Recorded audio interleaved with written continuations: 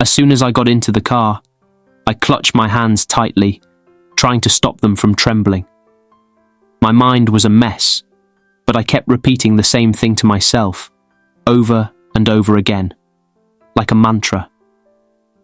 Everything will be fine. Brother-in-law will bring her back safely.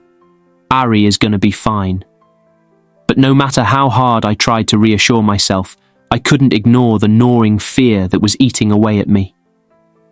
I glanced at the driver, who sat still, his hands steady on the wheel. Something about his silence unnerved me, but I pushed it down, swallowing the lump in my throat. "Why did brother-in-law look so angry?" I asked, my voice trembling slightly. "Do you know why? Does he have enemies?" Silence.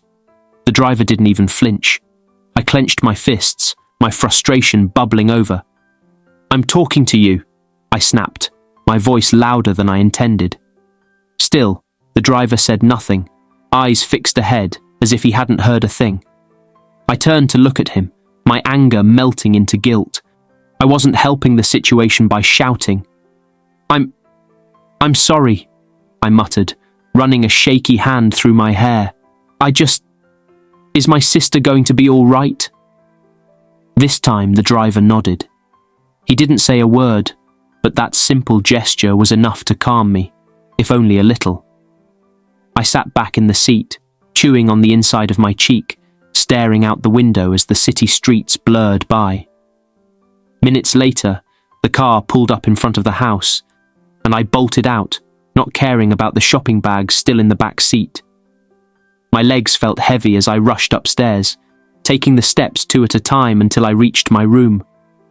I slammed the door shut behind me, my heart pounding in my chest as I began pacing back and forth, biting my fingernails furiously. Should I call Gabriel and Ethan?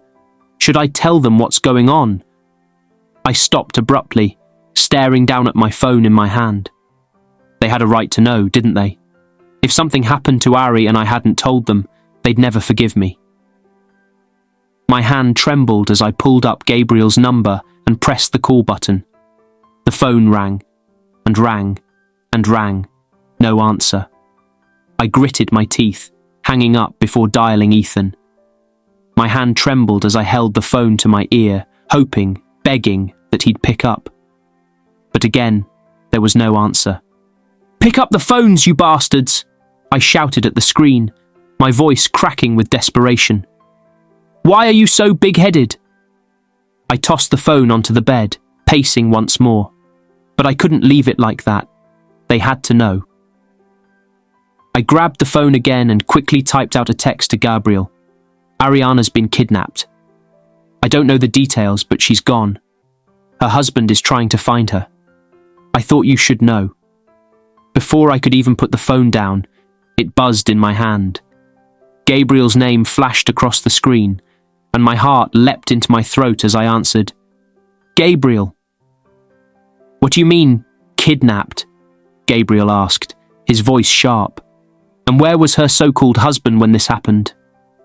I swallowed hard, trying to organize my thoughts.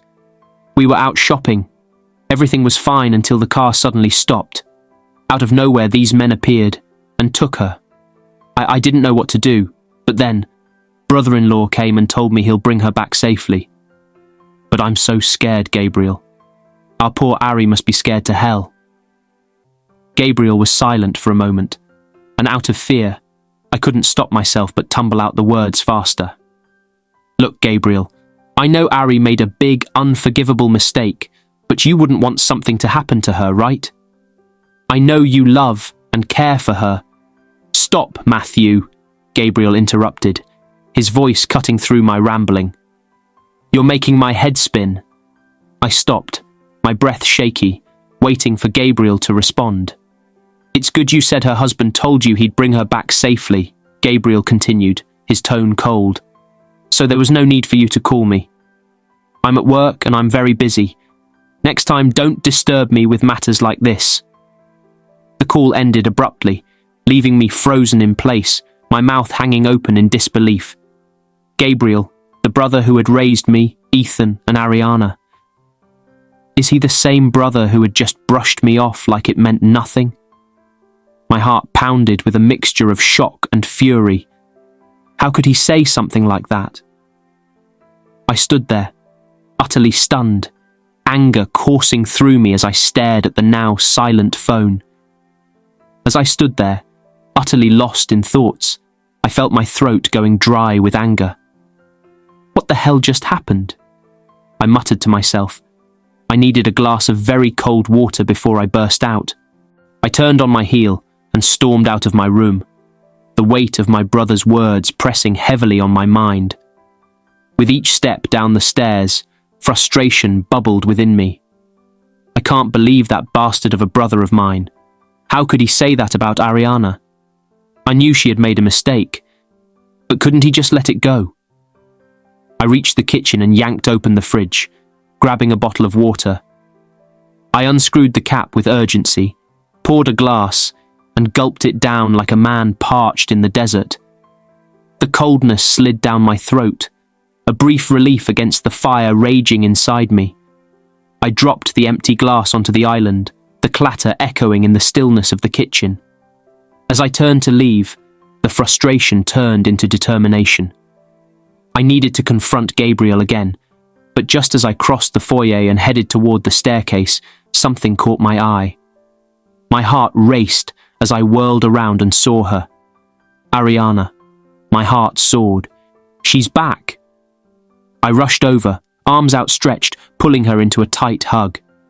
Ari, you don't know how scared I was. Relief washed over me, but it was short-lived because she pulled away from me and slapped me hard across the face, the sting reverberating through my skull. Stars danced in my vision, and for a moment, I was too shocked to react. What right do you have to put your hands on me? She hissed, her voice cold and cutting. Do you know who I am? Didn't your bosses tell you what I am to you? I blinked, confusion flooding my mind. What is happening? Ari, what is the matter with you? My voice was shaky, laced with disbelief. Who the fuck is Ari? She shot back, her tone icy. Get out of my face and back to your work. She brushed past me with such force that I stumbled backward, nearly losing my footing. I watched her walk away, my heart pounding in my chest, confusion and dread flooding my mind. What happened to my sister? How had things spiraled so far out of control? My mind raced with questions as dread settled heavily over me. As I moved to go after her, my heart pounding, a large man entered the house, grabbing Ariana by the arm. What are you doing? I shouted, panic creeping into my voice as he began to pull her away. Ari, where are they taking you? I called out, but she looked just as confused as I felt, her wide eyes darting from me to the man. Despite her attempts to ask him questions, he paid her no mind, simply dragging her towards the car. Number not again. I couldn't let this happen. My adrenaline surged, and I rushed after them, standing in front of them, blocking their path. Where are you taking my sister now? I demanded, my voice steady despite the chaos swirling in my mind. The broad man looked down at me. It's her husband's orders. He wants her. I felt a rush of confusion and anger. Her husband. I glanced at Ariana, whose face turned ghostly. Why would brother-in-law want her when she just got home from hell? I shot back, my tone laced with defiance. The man simply shrugged, his expression unchanging. Not my problem, he said, brushing me aside with a flick of his massive hand. Stop, I shouted, but it was too late. They had already reached the car. As they got inside, two other men slid into the back seat beside Ariana, and the engine roared to life. My heart sank as they drove off, leaving me standing there, helpless and furious. I won't let this happen. I looked at the parked cars in the driveway and quickly made my choice. I jumped into one of them, fumbling with the keys until the engine sputtered to life. I slammed the gear into drive, adrenaline propelling me forward. As I sped after them, I glanced in the rearview mirror and saw men in black suits sprinting after me, clearly trying to stop me. sorry, buddies, but I need this car urgently. I'm ready to face whatever consequences, but I have to protect my sister. I need to know if these guys are truly taking her to her husband, or if they have their intentions of kidnapping her again.